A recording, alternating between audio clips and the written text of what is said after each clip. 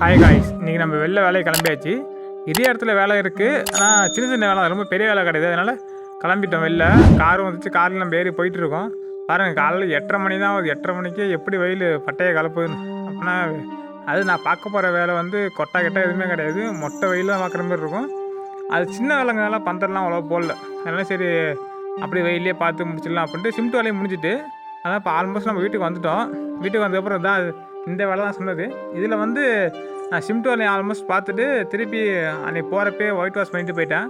இப்போ திருப்பி one colour தான் பண்ண வந்திருக்கோம். அதை நீங்களே கொஞ்சம் பாருங்களேன். எந்த வெயிலில் அப்பா, உங்கள் வீட்டு வெயில் எங்கள் வீட்டு வெயில் கிடையாது, மரண வெயில் அடிக்குது, ஊற்றுது, முடியெல்லாம் கொட்ட ஆரம்பிச்சிட்டு வெயிலில்.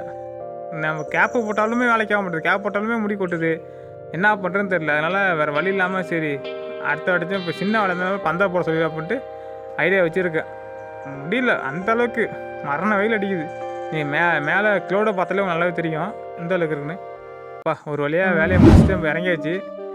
இதுக்கப்புறம் அவங்க என்னென்ன பண்ணிடுறாங்க நமக்கு தெரியல. அதுக்கப்புறம் ஓனர் வந்து மேலே வச்சு பண்ணுறாங்களா நமக்கு தெரியல.